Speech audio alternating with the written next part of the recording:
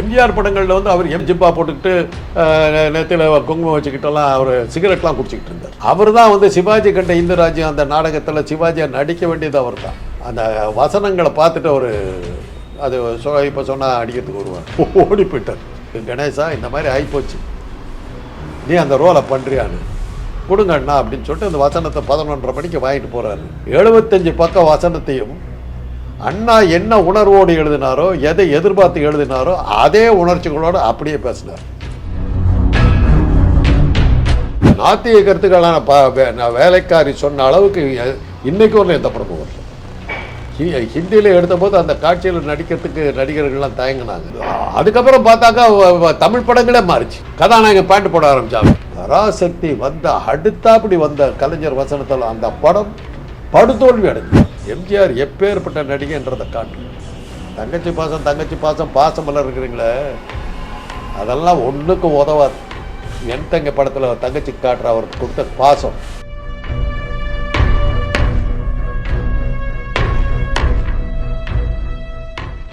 தமிழ்வெண்ட் நேயர்களுக்கு வணக்கம். இன்றைய நேர்காணலின் சிறப்பு விருந்தினராக நம்மோடு இணைந்திருப்பவர் அரசியல் விமர்சகர் மருத்துவர் திரு காந்தராஜ் ஐயா அவர்கள். வணக்கம் ஐயா, எப்படி இருக்கீங்க ஐயா? தமிழ் சினிமாவும் அரசியலும், அரசியலில் தமிழ் சினிமா எந்த அளவுக்கு தாக்கத்தை ஏற்படுத்தியிருக்கு அப்படிங்கிறத நம்ம வந்து காலமாக பார்த்துட்டு இருக்கிறோம். அதே மாதிரி அரசியல்லையும் கூட சினிமா பிரபலங்கள் எந்த அளவுக்கு தாக்கத்தை ஏற்படுத்தியிருக்கிறாங்க அப்படிங்கிறதும் நமக்கு தெரியும். ஸோ வந்து இந்த இரண்டு விஷயங்களையும் எந்த அளவுக்கு பிரிக்க முடியாத அளவுக்கு இது இருக்குன்னு நீங்கள் நினைக்கிறீங்க? அரசியல் சினிமாங்கிறது வந்து தமிழ்நாடு மாத்திரம் இல்லை, உலகம் முழுவதுமே உண்டு. உதாரணத்துக்கு சொல்லணும்னா பிரெஞ்சு புரட்சிகளில் வந்து நாடக கலைஞர்கள் ஆற்றிய பங்கு மிக பெருது. அப்போ சினிமா கிடையாது. ஸ்கேரமூஷ்னு ஒரு படம் வந்து, அந்த படமே நாடக கலைஞர்கள் எப்படி பிரெஞ்சு புரட்சிக்கு அடிப்படை காரணமாக இருந்தார்கள்ங்கிறது தான். ஒரு நீளமான மூக்கை வச்சுக்கிட்டு இருக்கிற மாதிரி அந்த கதாநாயகன் வருவா, அப்படி நாடக நடிகராக வருவார். உண்மையிலேயே அவர் வந்து ஒரு பெரிய அரசியல் பிரபு குடும்பத்தை சேர்ந்தவர். நாடக நடிகராக மாறுவேஷம் போட்டுக்கிட்டு மக்கள் புரட்சியை அவருடைய நாடகங்கள் பூராவுமே அந்த 14th லூயிக்கு அந்த மன்னருக்கு எதிரான கருத்துக்களை எல்லாம் அதில் சொல்லிக்கிட்டே வர்றாங்க. அவரை பிடிக்கிறதுக்கு எவ்வளோ ட்ரை பண்ணுறாங்க, என்னென்னோ பண்ணி அது படமே அப்படி தான் போயிட்டுருக்கும். அது மாதிரி அந்த காலத்திலிருந்தே உண்டு. வரலாறு தெரிஞ்ச காலத்திலிருந்தே நாடக கலைஞர்கள், அதாவது அந்த கலைஞர்கள். அதே மாதிரி ஐசோடோரா டங்கன் ஒரு பொண்ணு இருந்தாள். அவள் கேபரே டான்ஸர். அந்த கேபரே, அதாவது ஆடை வெளுப்பு நடனத்தை ஆடுற பெண் அவங்க. அந்த பெண் உண்டாக்குற பெரிய புரட்சி ஒன்று இருக்குது. கடைசியில் அந்த பெண் வந்து ஒரு விபத்தில் இறந்து போகும். மக்கள் சேவையில் அந்த பெண்ணு இறந்தபோது கேபரே நடனக்காரின்னு அந்த பெண்ணை கேவலமாக பார்க்கல. அந்த பெண் தான் மக்களுக்கு செஞ்ச சேவையை, அரசியல் விழிப்புணர்ச்சியும் தான் பெருசாக இருந்து இன்றைக்கி வந்து ஒரு ஐகானிக் ஃபிகராக, ஒரு லட்சிய பெண்ணாக போகிற அளவுக்கு அவங்க உயர்ந்தாங்க. அதே மாதிரி நிறைய பேர் இருக்காங்க. அது மாதிரி நிறைய ஆட்கள் இருக்காங்க. அந்த வகையில் பார்த்துக்கிட்டிங்கனாக்கா நம்ம தமிழ் சினிமாவில் வந்து நீங்கள் அந்த காலத்துலேயே ராஜபாட் ரங்கத்துறையெல்லாம் நீங்கள் பார்த்துருப்பீங்க. அவர் வந்து ஒரு நாடக கலைஞர். அவர் வந்து அவருடைய நாடகங்களில் வந்து கொக்கு பறக்குதடி வெள்ளை கொக்கு பறக்குதடின்னு சொல்லி பிரிட்டிஷாரை எதிர்த்து பல நாடகங்களை போட்டார். அவரை கைது பண்ணி எல்லாம் துன்புறுத்தி பல பிரச்சனைகள் கொடுத்தாங்க. அது மாதிரி கேபி சுந்தராம்பாளுடைய கணவர் கிட்டப்பாவும் சரி, கேபி சுந்தராம்பாளும் சரி, கொஞ்சம் சுதந்திர கருத்துக்கள் உள்ள இதையெல்லாம் அவங்க பண்ணாங்க. அது மாதிரி வந்துக்கிட்டே இருந்தது. சுதந்திர போராட்டத்தின் சமயத்தில் நம்ம ஜாடமாடியா வெள்ளைக்காரர்களை எதுக்கிற படங்கள்லாம் வந்து, தியாக பூமி போன்ற படங்கள்லாம் வந்து தடை விதித்தாங்க. ஆனால் அரசியல் காரணங்களுக்காக தடை விதிக்கல, சமூக காரணங்களுக்காக தடை விதித்தாங்க. விதவா விவாகம் ஏதாவது இது பண்ணுற மாதிரி. அது தமிழில் எடுக்கப்பட்ட படங்களில் முதலாக பிரிட்டிஷ் அரசாங்கத்தால் தடை செய்யப்பட்ட படம்னு அதுக்கு பேர் தியாகபூமி. அது டைரக்டர் கே சுப்பிரமணியங்கிறவர் அதில் தான் புகழாக அடைஞ்சார். திராவிட இயக்கங்களுடைய எழுச்சின்னு எடுத்திங்கன்னாக்கா வேலைக்காரி படம், அதுதான் நாத்திக கருத்துக்களை அடிப்படையாக வச்சுக்கிட்டு பயங்கரமாக வந்த படம். அந்த அன்னைக்கு வந்து தமிழ் சினிமானாலே கடவுளை கும்பிடுறது தான். ஹரிதாஸ்ன்னு ஒரு படம் வந்தது, தியாகராஜ பகதர் நடித்தது. 3 வருஷம் ஓடிச்சு. இன்னைக்கு வரையிலும் இந்தியாவில் தயாரிக்கப்பட்ட படங்களில் மிக அதிகமான காலம் ஓடிய ஒரே படம் ஹரிதாஸ். எல்லா மொழிகளையும் சேர்த்து ஷோலையெல்லாம் ஓடிச்சு. ஆனால் அந்த படங்கள் வந்து ஒரு ஏதோ ஒரு இடைவெளி விட்டு அப்படித்தான் போட்டாங்க. அதை அவர் சந்திரமுகி படத்தை வந்து அந்த ஃபிலிம் எவ்வளோ நாளைக்கு வருங்கிறத பார்க்கறதுக்கு பரிசோதிக்கிற வகையில் அந்த படம் ஆளே இல்லாமல் ஓட்டிக்கிட்டு இருந்தாங்க. ஹவுஸ்ஃபுல்லாக ஓடின படம். சென்னை பிராட்வே தேட்டரில் 3 தீபாவளி 100th வீக் விளம்பரமெல்லாம் இருக்குது எங்ககிட்ட இருக்கு. அந்த மாதிரி ஓடிச்சு. அதில் என்ன படம் கதை என்னாக்கா, ஒரு தாசிலோலனா தெரிஞ்சுக்கிட்டு இருந்த விலைமாதர்கள் இதுலேயே தெரிஞ்சுக்கிட்டு இருந்த ஒரு லீலா வினோத சிகாமணி திடீர்னு அவனுக்கு இது வந்து பெற்றோர்களை எல்லாம் இதாக வந்து உதாசீனப்படுத்திட்டு போனவன் ஒரு ஒரு தண்டிக்கப்பட்டு அவன் இதாகிடுறான், திருந்தி காலெல்லாம் போயிடுது. காலெல்லாம் போனதுக்கு பிறகு பெற்றோர்களெல்லாம் கேவலப்படுத்தினதால தான் அப்படி சொல்லிட்டு கண்ணபிரான கிருஷ்ணனை கும்பிட்டு எல்லாம் இது பண்ணி திருப்பி கால் வந்துடுது. தன்னுடைய பெற்றோர்களுக்கு இதை காப்பாற்றுறது தான் அவனுடைய கதையாக. பெற்றோர்களுக்கு விசுவாசமாக இருந்து ஒரு நல்ல மகனாக மாறுறான். அவ்வளோதான் கதை. அந்த மாதிரி ஒரு பக்தி, அந்த பக்தியை அவங்க கிருஷ்ணனை உருகி பாடும் கிருஷ்ணா முகுந்தா முராரே பாடுற அற்புதமான பாடல்கள் கொண்ட படம். பக்தி படங்கள், பக்தி தான் படம் போகிறவங்க. எந்த கதையாக இருந்தாலும் பக்தி தான். அப்போ பிரபலமாக ஓடின படங்களில் கிறிஸ்தவ மதத்தை சம்பந்தமான படங்கள்னு எடுத்திங்கனாக்கா ஞான சௌந்தரி படம், மேரி மாதாவை அடிப்படையாக வச்சு எடுத்த படம், அது மாதிரி எல்லாமே புராண படங்கள் தான். பேண்ட்டு போட்ட கதாநாயகனே பார்க்க முடியாது. கதாநாயகன் வந்தாலும் பாகவதர் கிராப்பு வச்சுருக்கணும், மீசை வச்சுருக்கணும், இடுப்பில் கத்தி சொருவி இருக்கணும், குதிரை மேலே போகணும், அவ்வளோதான். ராஜா தான், ராஜா ராணி கதை தான். பேண்ட்டு போட்ட கதாநாயகன் வந்தது வந்து நல்ல வேலைக்காரி படத்தில் வந்தது. சும்மா வரல. இப்போ ஒரு அரை மணி நேரம் அவர் படத்தினுடைய கால் பகுதி அந்த கதாநாயகன் பெரிய பக்திமானாக இருக்கிறான். அவன் வாழ்க்கையில் நடக்கிற ஒரு துயரம், அவனுடைய தந்தை அநியாயமாக குற்றவாளி கூண்டில் நிறுத்தப்படுறார். அதுக்கு காரணமானது ஒரு சாமியார். அதை இது பண்ண போகும்போது நாத்திய கருத்துக்கள் அதில் வாரி வீசினாங்க. அப்படியே அந்த படம் ஓடன்னு ஓடிச்சு. அன்னைக்கு தான் அப்போ தான் பெரியார் கொஞ்சம் வேகமாக வந்துக்கிட்டு இருக்கிற நேரம். பெரியாருடைய நாத்திக கருத்துக்கள் அப்படியே அந்த படத்தில் வர அண்ணா அவனுடைய கதை வசனங்கள் கோர்ட்டு சீன் வந்து பிரபலமானது அந்த படத்தில் தான். 1949 வந்த படம். திராவிட முன்னேற்ற கழகம் ஆரம்பிக்கிற வருஷம். அப்போது அந்த டைமில் அந்த படம் கோர்ட்டு சீனில் வந்து கேஆர் ராமசாமிங்கிற நடிகர் தான் அந்த கோர்ட் சீனில் பேசுவார். அப்போ என்ன பேசிக்கிட்டாங்கன்னா, கேஆர் ராமசாமிக்கு குரல் கொடுத்து வந்து அண்ணா தான் கொடுத்தார் அப்படிங்கிற மாதிரி. அந்த அளவுக்கு கேஆர் ராமசாமி அந்த படத்தில் வக்கீல் சட்டம் ஒரு இருட்டறை, அதில் வக்கீலின் வாதம் ஒரு விளக்கு, அது ஏழைகளுக்கு கிட்டுவதே இல்லை மயிலாடு அப்படிம்பார். பராசக்தி கோர்ட் சீனை விட இந்த கோர்ட் சீன் தான் பராசக்திக்கு அடிப்படையாக இருந்தது. இந்த கோர்ட் சீன் தான் பராசக்திக்கு வழி கொடுத்துச்சு. அந்த அளவுக்கு அந்த நாத்திய கருத்துக்கள் வந்து நாத்திய கருத்துக்களான வேலைக்காரி சொன்ன அளவுக்கு இன்னைக்கு வரல எந்த படமும் வரல. ஹிந்தியில் எடுத்தபோது அந்த காட்சியில் நடிக்கிறதுக்கு நடிகர்கள்லாம் தயங்கினாங்க. ஆனால் ஹிந்தியில் என் டி ராமராவ் நடித்தார். பின்னாடி கிருஷ்ண வேஷம் போட்டவர். தெலுங்குலையும் சரி ஹிந்திலையும் சரி என் டி ராமராவ் அந்த ரோலை பண்ணி அம்பாள் மேலே இதெல்லாம் எடுத்து அடிக்கிற சீன் நல்லா வந்தது. அது அந்த தாம்பாளத்தில் இருக்கிற இது அபிஷேக இதுக்கு இதெல்லாம் அந்த தேங்காய் கிங்காயெல்லாம் எடுத்து அப்படியே சாமி சிலை அம்பாள் சிலை மேலே எடுத்து அடிப்பு. அப்படி அந்த முகத்தில் அடிக்கிற அந்த ஒரு காட்சியை மாத்திரம்தான் அன்றைக்கி இருந்த பிரிட்டிஷ் சென்சார் வெட்டினாங்க. அப்போது பிரிட்டிஷ் ஆட்சி அப்போ தான் போன டைம். அந்த சென்சார் சிஸ்டம் அப்படியே இருந்தது. அவங்க அதை ஆட்சேபிக்கலை, படத்தை தடை விதிக்கலை, அப்படியே வந்தது. நாத்திய கருத்துக்கள் அதில் வந்தது. அன்றைக்கி எந்த அளவுக்கு அது ஃபேஷன் ஆகி போச்சுன்னா, அப்போ இருந்த இளைஞர்கள்லாம் I don't believe in God, நான் நாத்திகன் அப்படின்னு சொல்கிறது ஃபேஷன் ஆகிடுச்சு. அந்த படத்துக்கு வேலைக்காரி படம் உண்டாக்குன தாக்கம். அதுக்கப்புறம் பார்த்தாக்கா தமிழ் படங்களே மாறிச்சு. கதாநாயகன் பேண்ட் போட ஆரம்பித்தாங்க. டிஆர் மகாலிங்கம் பேண்ட் போட்டுக்கிட்டு வர்றார் மோகன சுந்தரங்கிற படத்தை. அது வரலாம் பஞ்சகச்சை கட்டிக்கிட்டு காயாத கானகத்து அப்படின்னு சொல்லிட்டு வந்த ஆசாமி எல்லாம் மாறினார், பேண்ட் போட்டுட்டு வந்தார். அதில் தான் அந்த பாட்டு நான் நிறையா தடவை சொல்லியிருக்கிறேன்.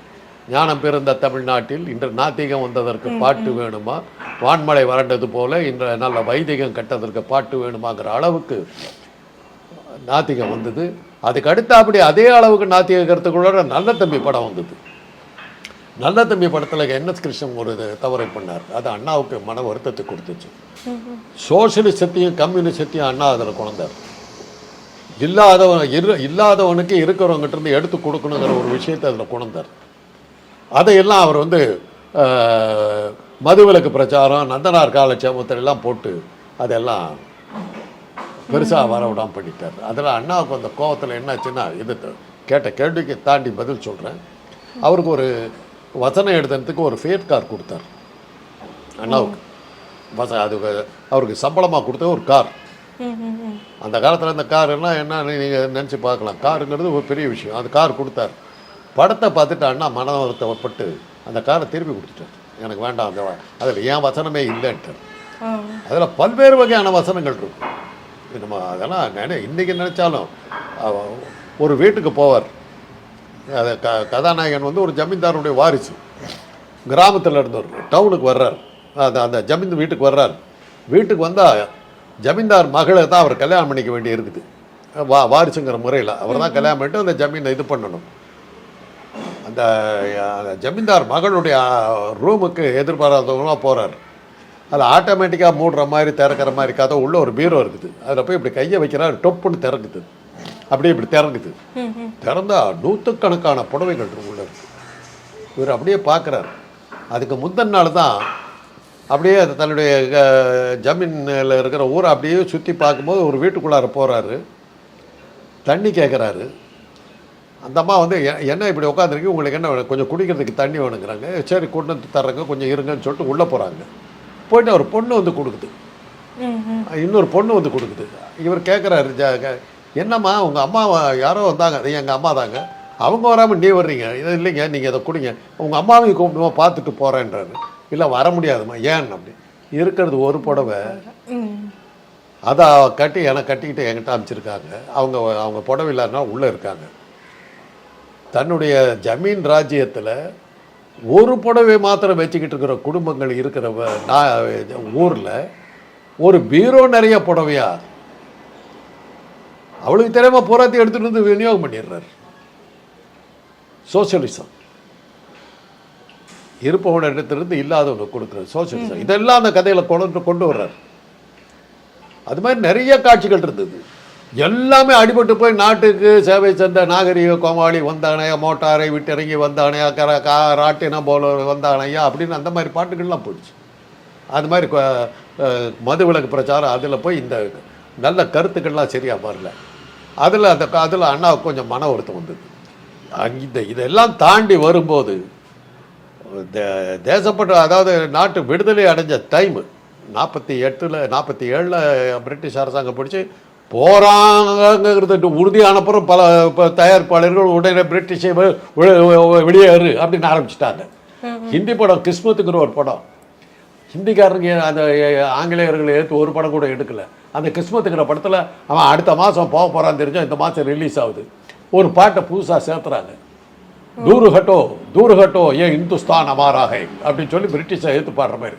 அவன் போகிறான்னு கன்ஃபார்ம் ஆகிட்டு, அதுக்கப்புறம் தைரியமாக எடுத்தாரு. அவ்வளோதான் அவனுங்க காட்டுது. இவர் சாந்தாராம் ஒரு படம் எடுத்தார், அப்னா தேஷ், நம் நாடு. அதில் வந்து சுதந்திரத்தை பற்றி இது பண்ணும்போது ஒரே ஒரு பாட்டு வந்தது, அந்நியராட்சி போனதே அல்லல் நீங்கி போனதே நாமே ராஜா நமதே நாடு நம் நாடு, இது நமது நாடு நமது நாடு நம் நாடுன்னு பாட்டு. அந்த ஒரு பாட்டு தான் சுதந்திரம் பற்றி பாட்டு, மற்றபடி பெருசாக அது ஒன்றும் இல்லை. அது மாதிரி தான் இருந்தது. ஹிந்தி படங்களில் வந்து பெருசாக சுதந்திரம். ஆனால் தமிழ் படங்களில் நிறைய இந்த பிரச்சாரங்கள் வந்து வெளியே போகிறான்னு தெரிஞ்ச உடனே நாம் இருவருங்கிற படம், அதில் பார்த்தீங்கன்னா காந்தியை பற்றி பாட்டு, மகான் காந்தி மகான் அப்படின்னு ஒரு பாட்டு, கருணாமூர்த்தி காந்தி மகாத்மா அப்படின்னு ஒரு பாட்டு, இந்த மாதிரி பாட்டெல்லாம் இருக்கும். பாரதியார் பாடல்கள்லாம் போட்டு இது பண்ணி எடுத்திருந்தாங்க. இந்த சுதந்திரம் கிடைக்க போகுதுன்னு தெரிஞ்ச உடனே, அந்த சுதந்திரம் வந்து 52ஆம் வருஷம் பராசக்திக்கு முன்னாடியே மந்திரி குமாரி வந்து தேவகி படம் வந்து, அதுக்கு முன்னாடி அபிமன்யு படம் வந்து, மருதநாட்டு இளவரசி தேவகி, அபிமன்யு, மருதநாட்டு இளவரசி, தேவகி, மந்திரி குமாரி, இதெல்லாம் வருது. இதெல்லாம் வந்து ஜூபிட்டர் பிக்சர்ஸ் 2 படம் எடுக்கிறாங்க, மாடர்ன் தேட்டர்ஸ் 2 படம் எடுக்கிறாங்க. தேவி, மந்திரி குமாரி, மாடர்ன், எல்லாம் கலைஞருடைய வசனம். மந்திரி குமாரியில் தான் அவர் விஸ்வரூபம் எடுக்கிறார், அரசியலை கொண்டு வர்றாரு. ராஜாஜி ஆட்சி, அந்த வில்லனுக்கு ராஜாஜி மாதிரி மேக்கப் போட்டு, எம்என் நம்பியாருக்கு மொட்டை அடித்து மேக்கப் போட்டு ஏறத்தாழ ராஜகுருங்கிற பேரில் போட்டு வசனங்கள் எந்த அளவுக்கு அதுல வசனங்களை இருந்தது? அதில் வசனம் பூந்து விளையாட்டு. அரண்மனை நாயே அடக்கடா வாயே. அதாவது எம்ஜிஆர் வந்து ஹீரோ, எஸ் நடராஜன் வந்து வில்லன், மந்திரியோட மகன். இவனே நாட்டில் கொள்ளையடிச்சுக்கிட்டு கொள்ளையடிக்கிறது, கொலை பண்ணுறது எல்லாமே இவன் தான் பண்ணிக்கிட்டு இருக்கான். ஒரு மாறு வேஷத்தில் போய் பிடிச்சாக்க இவன் மாட்டுறான். குழந்தை இதில் குற்றவாளி கூட்டில் வந்து இதில் அரச சபையில் நிறுத்துறாரு. நிறுத்திட்டு கேஸை ப்ரெசென்ட் பண்ணுறாரு. தளபதிங்கிற முறையில் அவர் தான் ப்ரெசென்ட் பண்ணணும். எம்ஜிஆர் நடிக்கிறார் அந்த ரோலில். பார்த்திபன் வில்லன் பேர் பார்த்திபன். ஒரு ஆரம்பிக்கிறார், குற்றவாளி அப்படின்னு ஆரம்பிப்பார் எம்ஜிஆர். கையில் விலங்க இருக்கும், இப்படி தின்பத்து. அரண்மனை நாயே அடக்கடா வாயை. குற்றம் நிரூபிக்கப்படுவதற்கு முன்னால் ஒருவனை பார்த்து குற்றவாளி என்று சொல்வதற்கு எந்த நாட்டு சட்டத்திலடா இடம் இருக்கிறது? உன்னை எப்படி ஆளை பார்த்துப்பே என்ற ஆளையடா. First dialogue. அதுக்கு முன்னாடி ஒரு பெண்ணை திருடனாக இருக்கும்போது அவளை பிடிச்சி கற்பழிக்கிறதுக்கு பார்ப்பார். அவள் செத்து போடுவான். பிடிச்சி இது பண்ணும்போது செத்து போடுவான். அவருடைய உதவியாளர் சொல்லுவார், ஒரு பூவை கசக்கிட்டீங்களே ஐயா எஜமா அப்படின்னு பார்ப்பேன். நான் ஒரு வண்டு, எனக்கு எத்தனையோ பூக்கள் உண்டு, இவள் போனால் நாளை இன்னொருத்தி. இப்படியெல்லாம் டைலாக். அதாவது ஒரு ஒரு ராஜகுருவாக இருந்துக்கிட்டு ராஜாவை ஆட்டி படைக்கிறான். நாட்டு மக்களை பற்றி கவலையே படாமல் இருக்கிறாங்கிற மாதிரி அந்த படத்தை எடுத்தார். அதுலேயே அரசியலும் வசனங்களும் வந்துருச்சு. அது எஸ் நடராஜன் பேசின பேச்சுக்கள்லாம் அன்றைக்கி எங்களுக்கெல்லாம் மனப்பாடம். கொக்கு மீனை கொத்தாவிட்டால், புலிமானை கொல்லாவிட்டால், நானும் கொள்ளையடிப்பதை விட்டு விடுகிறேன் அப்பா. கொள்ளையடிக்கிறது ஒரு கலையப்பா. எப்படி கலை என்று சொல்லுகிறார்? காமத்தால் கட்டுண்டு கிடக்கும் காதலர்களை ஓவியமாக்கி வைக்கிறான் ஓவியன். அங்கே காமம் கலை என்ற பெயரால் விலையாகிறது. அதே போல கொள்ளையடிப்பது ஒரு கலையப்பா. வசனம், கலைஞர் வசனம். இதெல்லாம் பள்ளிக்கூடம் நான் 4ஆம் கிளாஸ் என்ன படிக்கிறேன், மனப்பாடம். இதெல்லாம் மனப்பாடம். பராசக்தி வந்து நாங்களாம் துண்டு துண்டாக சதுரி தூளாயிட்டோம். ஒன்றும் புரியல, எங்கே இருக்கிறோன்னு தெரியல. எத்தனை தடவை அந்த படத்தை பார்த்தேன்னு தெரியும். பொழுது போகிறோன்னா அப்போல்லாம் சினிமாவுக்கு போடுறோன்னா அவ்வளோ சுலபம் கிடையாது. சினிமா பார்த்தா கெட்டு போயிடுவேன் அப்படிங்கிற மாதிரி. ஏன்னா இந்த நாத்திக பிரச்சாரங்களை வந்த உடனே சினிமா பார்க்கறது கெட்டு போயிடுவீங்கன்னு சொல்கிற அந்த பிரச்சாரத்தை வந்து அந்த நாத்திகத்துக்குள்ளே நாத்திகத்துக்குள்ளார போயிடக்கூடாது. அதை ஆரம்பித்தாங்க. ராஜாஜி சினிமா என் முதல் விரோதின்னு நாத்திக கருத்துக்கள் வருது. அண்ணாவுடைய வேலைக்காரி எடுத்த இது பராசக்தி வந்ததுக்கு பிறகு நாத்திக கருத்துக்கள் பெருசாக பரவ ஆரம்பிச்சதுன்னு அன்றைக்கி இருந்த அச்சு ஊடகங்கள் பூரா அவங்க கையில் இருந்து இல்லை, சினிமாவுக்கு எகேன்ஸ்டாக நிற்க ஆரம்பித்தாங்க. ஆனால் அந்த அந்த ஒரு சீன்லேயாவது அந்த நாத்திக கருத்து வர்ற மாதிரி அளவுக்கு சினிமாக்கள் மாறி போச்சு. பூங்கோதைன்னு ஒரு படம் சொல்லப்போனால் அதுதான் சிவாஜி கணேசன் அவர்கள் நடித்த முதல் படம். அதுக்கப்புறம் தான் பராசக்தி. ஆனால் பராசக்தி முன்னாடி வந்துருச்சு. பூங்கோதைங்கிற படம் வந்து நடிகை அன்றைக்கி வந்து மிக பிரபலமாக நடிகையாக இருந்த அஞ்சலி தேவியனுடைய சொந்த படம். ஆந்திரா பாணியில் நாகேஸ்வர ராவ் வந்து ஹீரோ. அதில் வந்து சிவாஜி இன்ட்ரோடியூஸ் ஆன உடனே அதில் வந்து நாத்திக கருத்துக்கள் நிறையா வரும். ஏன்னா சிவாஜி அந்த மாதிரி பிராண்ட் ஆகிட்டார். அப்போ ஒரு சமூக கதையில் ஆந்திராக்காரர்கள் எடுக்கப்பட்ட படத்துலேயும் நாத்திக கருத்துக்கள் வந்து, திராவிட கருத்துக்கள்லாம் வந்து, அரசியல் கருத்துக்கள் வந்து அப்படியே வளர வளர வளர மனோகரா படம், இது மாதிரி எல்லாம் வரிசையாக படங்கள் வந்துக்கிட்டே இருந்தது. நாத்திக கருத்துக்கள் அப்போ வந்து எஸ் ராஜேந்திரன் போன்றவர்கள்லாம் உள்ளே வந்துட்டாங்க. கேஆர் ராமசாமி போன்றவர்கள்லாம் பெருசாக உள்ளே வர ஆரம்பிச்சிட்டாங்க. இவங்க படங்கள் எல்லாமே உண்மையை சொல்ல போனாக்கா அன்றைக்கி திராவிட இயக்கங்கள் பெருசாக வளர்ந்ததுக்கு காரணமாக இருந்தவர்கள் 2 பேர். ஒன்று வந்து ஜூபிட்டர் பிக்சர்ஸ், இன்னொன்று வந்து மாடர்ன் தியேட்டர்ஸ்.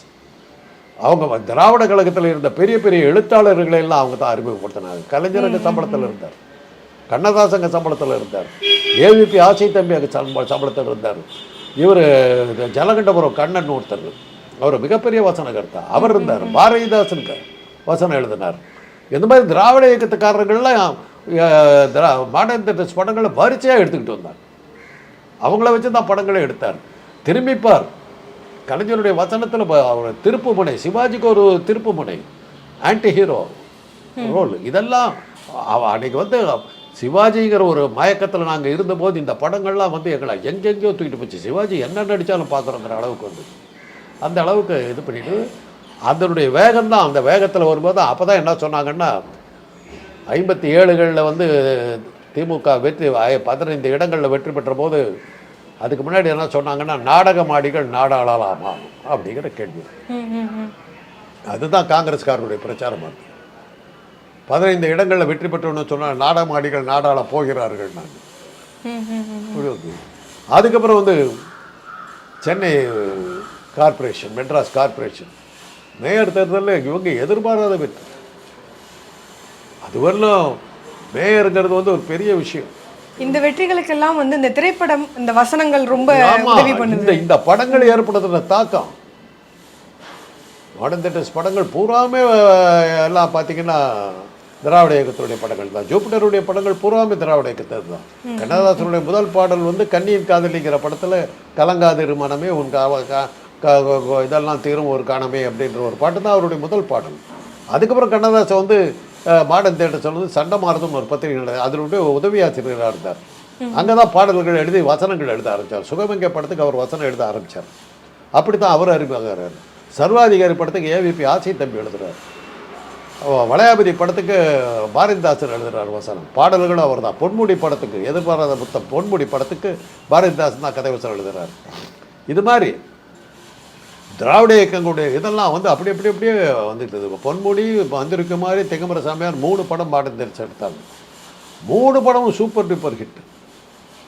2 படம் வந்து திராவிட இயக்கத்தை பற்றி. திகம்பர சாமியார் வந்து சுத்தமான ஒரு இந்த கதை, ஒரு துப்பறிய கதை, ஜனராஜன் படம். இந்த 2 படத்துலேயும் வந்து திராவிட இயக்க கருத்துக்கள். இதெல்லாம் தான் அப்படியே மேலே போனது. இதெல்லாம் அன்னைக்கு நாடகங்கள்.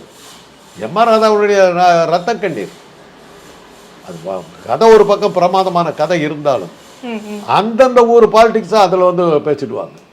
அவர் வந்து தொழுநோயாளியாக வரும்போது சேலத்தில் நடக்குதுன்னா என்னடா இந்த ஊர் முனிசிபாலிட்டி பண்ணுறான்னு அந்த தொழுநோயாளியாக வந்து பேசி அந்தந்த ஊர் பாலிடிக்ஸ் அங்கே பேசிடுவாங்க. அதே மாதிரி அண்ணாவுடைய சிவாஜி கண்ட இந்து ராஜ்யம், சனாதனை எப்படி ஒரு பிற்படுத்தப்பட்டவனை வந்து எவ்வளோ வெற்றிகள் குவிச்சாலும் அவனை மனுஷனாக மதிக்காத அவனை பிற்படுத்தப்பட்டவனாக தான் வச்சுருப்பாங்க. அவனுடைய வீர தீரங்களையெல்லாம் அங்கீகரிக்காமல் தள்ளி விடும் அப்படிங்கிறத வந்து அன்றைக்கே காட்டினாங்க. இன்றைக்கி இருக்கவங்களாம் துடுறாங்களே, என்ன நீ என்ன பண்ணாலும் நீ தான் சொல்லி வெடி துரத்துனாங்கல்ல, அதான் அந்த அன்னைக்கே காட்டினார். காகப்பட்டருங்கிற ஒரு 3% சிவாஜி, அந்த காலத்து சாம்ராட் சிவாஜி நாடுகளை பிடிக்கிறார். பூனாவில் ஆரம்பித்து அப்படியே மத்திய இந்தியா கல்கத்தா வரையிலும், இந்த கோடியிலேருந்து அந்த கோடி, அரபிக்கடலில் ஆரம்பித்து வங்காள விரிகுடா வரையிலும் இப்போ நாட்டுங்களை பிடிச்சிட்டான். பிடிச்சிட்டு கீழே வர்றா. அப்படி இவ்வளோ ஒரு ஏறத்தாழ ஒரு 13-14 நாடுகளை பிடிச்சாச்சு. பிடிச்சிட்டு ராஜாவா பட்டம் ஏற போனால் காகப்பட்டவர் சொல்கிறாரு, நீ சத்திரியன் கிடையாது, நீ பிற்பட்ட இனத்தை சேர்ந்தவன், நீ எப்படி ராஜா ஆக முடியுன்றார். அது அந்த ரோல் தான் சிவாஜி பேசுவார். 13 படி இருக்கும் சிம்மாசனத்துக்கு. ஒவ்வொரு படியாக ஏறுவார்.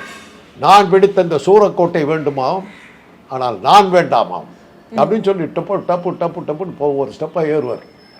13ஆவது படியில் போய் உட்காருவார். பெரியார் அதை பார்த்து தான் திராவிட கழக மாநாட்டில் அதை பார்த்துட்டு தான் அரங்கேற்றம் பண்ணும்போது அதை பார்த்துட்டு இந்த சிவாஜியாக நடித்த பையனை கூப்பிடுங்க அப்படின்னார். கணேசன் வந்து நிற்கிறார், இந்த பையன் தான் அப்படின்னு. உன் பேர் என்னன்னு கேட்டார். கணேசன்னார். இன்னையிலேருந்து நீ சிவாஜி கணேசன். அப்படி தான் சிவாஜி கணேசன் உதயம். இதெல்லாம் வந்து திராவிட இயக்கங்கள் வந்து எப்படி உள்ளே வந்ததுக்கு, சினிமாக்கள் எப்படி நாடக கலையில் எப்படி பயன்பட்டதுங்கிறதுக்கு இதெல்லாம் அடுக்காக சொல்கிறேன். நிறையாவே இருக்குது, நிறையா இருக்குது. எம்ஜிஆருடைய அரசியலுக்கு அவருடைய படங்கள் எந்த அளவுக்கு உதவி பண்ணுச்சுங்க? எம்ஜிஆர் படங்களில் வந்து எம்ஜிஆர் வந்து ஆரம்பத்தில் வந்து அவர் காங்கிரஸ்காரராக தான் இருந்தார். எல்லாரையும் போல தான் அவரும் இருந்தார். அன்றைக்கி அவர் வந்து ஜிப்பா போட்டுக்கிட்டு நேரத்தில் குங்குமம் வச்சுக்கிட்டெல்லாம் அவர் சிகரெட்லாம் குடிச்சிக்கிட்டு இருந்தார். அந்தமான் கைதி போன்ற படங்கள்லாம் பார்த்திங்கன்னா ஒரு சிகரெட் குடிச்சிட்டு வருவார். எல்லா சீன்லையும் பணக்காரிக்கிற படத்தில் சிகரெட் குடிச்சிட்டு தான் வருவார். அப்போல்லாம் அவர் வந்து இதாக இல்லை. வேலைக்காரி படம் வெற்றி அடைஞ்சதுக்கு பிறகு அவருடைய ஈடுபாடுகள்லாம் இந்த பக்கம் வந்து இது வந்ததுக்கு பிறகு அவர் தான் வந்து சிவாஜி கண்ட இந்து ராஜ்யம் அந்த நாடகத்தில் சிவாஜியை நடிக்க வேண்டியது அவர் தான். அந்த வசனங்களை பார்த்துட்டு ஒரு அது இப்போ சொன்னால் அடிக்கிறதுக்கு வருவாங்க. ஓடி போயிட்டார். ராத்திரி அரங்கேற்றோம். காலைல 11 மணிக்கு வந்து என்னால் முடியலன்ட்டார். ஏன், எதனாலங்க? 75 பக்கம் வசனம் அவரால் முடியல. அப்போ சிவாஜி வந்து திராவிட நாடு பத்திரிகையில் வந்து ஒரு பகுதியில் பிரிண்டிங் ப்ரெஸ்ஸில் வேலை பார்த்துட்டு இருக்காரு. அண்ணா கிட்ட வேலை பார்த்துட்டு இருக்காரு. அவர் நாடக நடிகருங்கிறது அண்ணாவுக்கு தெரியும். கூப்பிட்டு, கணேசா இந்த மாதிரி ஆகிப்போச்சு, நீ அந்த ரோலை பண்ணுறியான்னு கொடுங்க அண்ணா அப்படின்னு சொல்லிட்டு அந்த வசனத்தை 11:30 மணிக்கு வாங்கிட்டு போகிறாரு. 3 மணிக்கு வர்றாரு, அண்ணா கிட்ட வந்து நிற்கிறாரு. என்னன்றாரு, படிச்சுட்டேன் அப்படிங்கிறாரு. ஒரு ரிஹர்சல் பார்க்கலாமாங்கிறாரு அண்ணா. சரி அப்படிங்க. 75 பக்க வசனத்தையும் அண்ணா என்ன உணர்வோடு எழுதினாரோ, எதை எதிர்பார்த்து எழுதினாரோ அதே உணர்ச்சிகளோடு அப்படியே பேசினார். 11, 12, 1, 2 நான் 3 மணி நேரத்தில் 75 பக்கம் வசனத்தையும் படிச்சுட்டு அண்ணா சொல்லிட்டார், நேராக மேடைக்கு போகிறோம் அப்படின்ட்டார். ராத்திரி 10 மணி மேடையில் போய் அப்படியே போய் ஏறினாங்க. சிவாஜி கணேசன்ற ஒரு சூரியன், பல நட்சத்திரங்களுக்கு மத்தியில் சூரியனாக வந்து நின்றார். அன்னைக்கு வந்தவர் தான். அதுக்கப்புறம் எம்ஜிஆர் ஏதாவது அப்போ வந்து அதுக்கப்புறம் உடனே இந்த படம் வெற்றி, பராசக்தியினுடைய மிகப்பெரிய வெற்றியை பார்த்த உடனே இந்த பக்கம் முழுக்க வந்துட்டு கலைஞர் கூட சேர்ந்து மேகலா பிக்சர்ஸ்னு ஒரு கம்பெனி ஆரம்பிச்சு பிஎஸ் வீரப்பா, கலைஞர், எம்ஜிஆர் 3 பேரை சேர்ந்து அந்த கம்பெனி ஆரம்பித்தாங்க. மேகலா பிக்சர்ஸ் நாம்னு ஒரு படம் எடுத்தாங்க. ஒரு நல்ல படம் அது. எம்ஜிஆர் ஒரு ரொம்ப வித்தியாசமான ஆளாக காட்டக்கூடிய படம். பாரதிதாசனுடைய பாடல்களும் பாரதியார் பாடல்களும் அதில் நேரம் பிரமாதமாக இருக்கும். அவ்வளோ நல்ல படம். ஆனால் என்னவோ சூப்பர் டூப்பர் ஃப்ளாப். பராசக்தி வந்த அடுத்தாப்படி வந்த கலைஞர் வசனத்தில் அந்த படம் படுதோல்வி அடைஞ்சு. எதனாலங்க? அதாவது அந்த ரோலில் அந்த நடிகர்கள் வந்து எதிர்பார்க்கல. எம்ஜிஆர் அப்படி எதிர்பார்க்கல, வீரப்பா எதிர்பார்க்கல, கலைஞர் எப்படி எதிர்பார்க்கல. ஒரு முகம் விகாரமாக, ஒரு விபத்தில் சிக்கி ஒரு முகம் விகாரமான போனவன் வாழ்க்கையை எப்படி போராடி ஜெயிக்கிறாங்கிறது அந்த கதை. அதை வந்து கலைஞருடைய ரசிகர்களும் அதை ரசிக்கலை. என்னை பொறுத்தவரை ஒரு நல்ல படம், ஒரு அருமையான படம். ரொம்ப ரசித்து பார்த்தேன் அந்த படம். அது பள்ளிக்கூடத்தில் படிக்கும் பார்த்தேன். இதெல்லாம் சின்ன பையனாக இருக்கு பார்த்தது. அந்த படம் தோல்வி அடைஞ்ச உடனே என்ன பண்ணார் எம்ஜிஆர், அந்த மேகலா பிக்சர்ஸுக்கு அப்படியே கலைஞர்கிட்ட கொடுத்துட்டு எம்ஜிஆர் பிக்சர்ஸ்னு கதையை இது கம்பெனி ஸ்டார்ட் பண்ணிட்டார். ஸ்டார்ட் பண்ணிவிட்டு அவருடைய படங்கள்லாம் அதுக்கப்புறம் எடுத்த படங்கள்லாம் எந்தங்க போன்ற படமெல்லாம் நீங்கள் பார்க்கணும். எம்ஜிஆர் எப்பேற்பட்ட நடிகைன்றதை காட்டு. தங்கச்சி பாசம் பாசமெல்லாம் இருக்கிறீங்களே, அதெல்லாம் ஒன்றுக்கும் உதவாது. எந்தங்க படத்தில் தங்கச்சி காட்டுற அவர் கொடுத்த பாசம், கடைசியில் தங்கச்சியை தூக்கி தோளில் போட்டுக்கிட்டு வாழ முடியாமல் கடலில் விழுந்து தற்கொலை பண்ணிக்குவார். அந்த படம் கண்டு கலைஞர். ஆனால் ஏன் அண்ணன் தங்கச்சி பாசம்னால இதை விட பாசமலர் தானே எல்லாரும் பேசுகிறாங்க. என் தங்க அடிபட்டு போச்சு. என் தங்க மாதிரி இன்னைக்கு நீங்கள் வந்து கூகுளில் போட்டு பாருங்கள். ஆனால் ஒரு சின்ன சீனு கூட சந்தோஷமாக சிரிக்க முடியாது அந்த படத்தில். பாசமலர் மாதிரி தான்.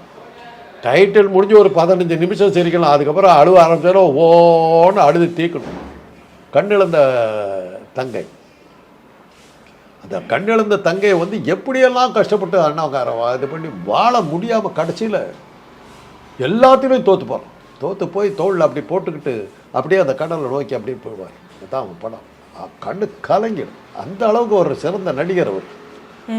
அப்புறம் அந்த நாடோடி மன்னன் படம் வந்தது. அது அந்த படத்தில் எப்படி என்ன பண்ணாருன்னா, எம்ஜிஆர் பிக்சர்ஸ்னு படத்துக்கு கம்பெனி பேர். அதில் வந்து மாஸ்ஃபில் மாஸ்கோன்னு சொல்லி ரஷ்யா படத்தை கம்பெனி அந்த எம்பளத்தையே இவர் தனக்கு போட்டுக்கிட்டார். அது எப்படின்னா, ஒரு ஆணும் பெண்ணு இப்படி நிற்பாங்க, அவங்க கையில் ஒரு கொடி இருக்கும், அந்த கொடி பறக்கும். அதுதான் மாஸ்ஃபில் ஸ்டுடியோஸ் அப்படின்னு கீழே இருக்கும். அதை அப்படியே போட்டு கீழே எம்ஜிஆர் பிக்சர்ஸ்ன்னு போட்டு அந்த கொடியில் திமுக கொடியை போட்டார். திமுக கருப்பு சிவப்பு கொடி. நாடோடி மன்னன் படம் ரிலீஸ் ஆகுது, டைட்டில் போடுறாங்க எம்ஜிஆர் பிக்சர்ஸ்கா அப்படின்னு சொல்லி இப்படி போட்டு இப்படி திரும்புது கொடியோடு வந்து. எப்படி பராசக்தி படத்தில் டைட்டில் போட்ட உடனே வாழ்க வாழ்கவே வளமார் எமது திராவிட நாடுன்னு வந்த உடனே எதிர்பார்க்கல. திராவிட நாடுன்னு பாட்டை பாடிக்கிட்டு படத்தில் வரும்னு நாங்கள் எதிர்பார்க்கல. அப்பா விசில் அடிக்க ஆரம்பித்தவன் கடைசியில் எல்லோரும் வாழ வேண்டும், மக்கள் இன்புட்டு இருக்க வேண்டும் சொல்லி வணக்கம் போடுறவன்னு விசில் அடிச்சுக்கிட்டு இருந்தான் பராசக்தி. அதே தான் நாடோடி மன்னன்ல. எதிர்பார்க்கல. இப்படி திரும்ப அந்த லட்சணம் திரும்ப திமுக கொடி எப்படி பார்த்தோன்னே தெரியாது. படம் முடியும் போது திமுக கொடி வணக்கம், சென்சாரால் வெட்ட முடியல. அது இன்டர்வலுக்கு மேலே அந்த படம் கலர் படம், கருப்பு சிவப்பு கலர்லேயே அந்த இதை காட்டினார். அது மாதிரி எல்லாம் இது பண்ணார். அதுக்கப்புறம் அவருடைய படங்களில் நிறைய திமுக பற்றி பிரச்சாரம் நிறைய தடவை சொல்லியிருக்கிறேன். இருந்திடலாம் நாட்டில் பல வண்ணக்கொடி, எத்தனையோ தலைவர்களின் எண்ணப்படி இருக்க வேண்டும் ஒரே ஒரு சின்ன கொடி, அது பஞ்சம் இல்லை என்னும் அன்னக்கொடிங்கிற வரிகள் வரும். இருந்திடலாம் நாட்டில் பல வண்ணக்கொடி அப்படின்னு காட்டும்போது கொடிகள் அப்படியே காட்டிக்கிட்டு திமுக கொடியை காட்டிடுவார். அதை க்ளோஸ் காட்டுவார். எத்தனையோ தலைவர்களின் எண்ணப்படின்னு சொல்லி நேருவுக்கு இந்த எல்லாத்தையும் காட்டிடுவார், அண்ணாவை காட்டிடுவார். சென்சாரால் ஒன்றும் பண்ண முடியல. இப்படி காட்டி படங்களை ஓட்டிக்கிட்டு வந்துட்டார். அது மாதிரி நிறைய காட்சிகள் படங்கள், அவருடைய படங்கள் நிறையா இருக்கு. அடுத்தது அவருடைய படங்களில் அவர் திமுகவில் இணைந்த பிறகு கடவுள் சம்மந்தப்பட்ட காட்சிகளே வராது. கடவுள் சம்மந்தப்பட்ட காட்சிகளே இருக்காது. எந்த அளவுக்கு போனார்னா பல்லாண்டு வாழ்கன்னு ஒரு படம் எடுத்தார். தோ ஆங்கே பாராஹாத்துங்கிற ஒரு ஹிந்தி படத்தை பார்த்து தான் எடுத்தார். அதில் அந்த ஜெயிலராக இருக்கிறவர் தங்களுக்கு வாழ்வு கொடுத்தவர் அப்படின்னு சொல்லி ஜெயிலரை கடவுளாக அவங்க நினைப்பாங்க. இதில் அண்ணாவை தங்களுக்கு வாழ்வு கொடுத்தா அந்த கைதிகள் நினைப்பாங்க. தப்பிச்சுட்டு ஓடுவாங்க, ஜெயிலர்கிட்ட தப்பிச்சு ஓடுறாங்க. ஓடும்போது வழியில் அண்ணா சிலை இருக்கும். அந்த அண்ணா சிலையில் அந்த கண்ணு தெரியும், பார்த்தா ஜெயிலருடைய கண்ணு தெரியும். அதில் அப்படியே பார்த்துட்டு திரும்பி வந்துடுவாங்க. அது ஜெயிலராக எம்ஜிஆர் தான் நடிப்பார். ஏன் வந்துட்டீங்க அப்படின்னு கேட்பார்.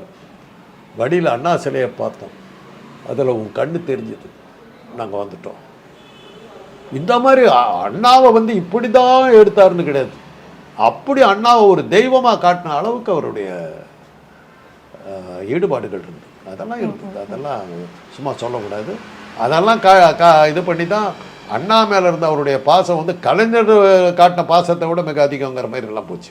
இன்னும் உண்மையை சொல்ல போனாக்கா அண்ணாவுடைய குடும்பத்தில் சில பிரச்சனைகள் வந்தபோது, சில பொருளாதார பிரச்சனைகள் வந்தபோது எம்ஜிஆர் தான் நின்னார். எம்ஜிஆர் தான் நின்னார். பரிமளா நான் அந்த பசங்கள்லாம் நல்லா வந்துட்டாங்க. அண்ணா நல்லா தான் வச்சுட்டாரு. பட் எங்கேயோ போயிருக்க வேண்டியவர் எங்கேயோ போயிட்டார். அவருடைய பசங்க 4 பேருமே அரசியலுக்கு வரல. பரிமளா என்னுடைய கல்லூரியில் எனக்கு சீனியர், 1 வருஷம் சீனியர். எங்கள் 2 பேர்த்துக்குமே அரசியல் சரியாக வரல. என்னன்னாக்கா நாங்கள் 2 பேரும் டாக்டருக்கு படித்தோம். அரசியலை விட டாக்டர் பெரிய விஷயம் அப்படிங்கிற எண்ணம் எங்களுக்கு இருந்ததுனால நாங்கள் அரசியலுக்கு அண்ணா எவ்வளோ ட்ரை பண்ணார். என்ன கொண்டு வரதுக்கு முயற்சி பண்ணாரோ இல்லையோ, ஒரு அளவுக்கு பரிமளத்தை ட்ரை பண்ணார். அதே மாதிரி மதியழகனுடைய அண்ணன் முருகேசனாருடைய மகன் செல்வராஜ், எங்கள் 3 பேர்த்தையும் அண்ணா எவ்வளோ ட்ரை பண்ணார். செல்வராஜும் வரல, நானும் வரல, பரிமளமும் வரல. செல்வராஜ் இது வெட்டினரி டாக்டராக போயிட்டார். நானும் பரிமளமும் டாக்டராக போயிட்டேன். எங்கள் 3 பேர்த்தையும் கொண்டு போய் சேர்த்து எங்கள் அண்ணன் ராஜாராம் தான் சேர்த்துனார். டாக்டராக பண்ணுவோம்.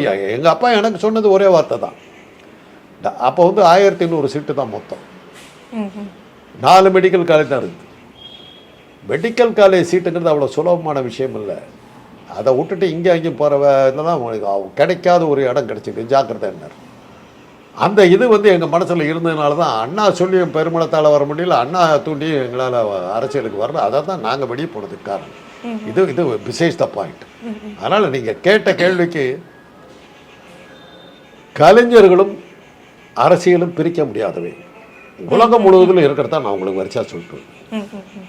ஐயா, அப்படியே இப்போது கொஞ்சம் நிகழ்காலத்துக்கு வரலான்னு நினைக்கிறேன். பராசக்தி படம் எந்த அளவுக்கு வந்த புதிதில் அங்கே ஒரு மிகப்பெரிய தாக்கத்தை ஏற்படுத்துச்சோ, அதே அளவுக்கு இப்போ இருக்கக்கூடிய படங்கள் தாக்கத்தை ஏற்படுத்தும் அப்படிங்கிற நோக்கத்திலையா அப்படிங்கிறது தெரியல. பட் சிவகார்த்திகேயன்ற ஒரு நடிகர் உங்களுக்கு தெரியும்னு நினைக்கிறேன். இப்போது சமீபத்தில் அவருடைய அடுத்த படத்துக்கு பராசக்தி அப்படிங்கிற தலைப்பை அவங்க எடுத்திருக்கிறாங்க.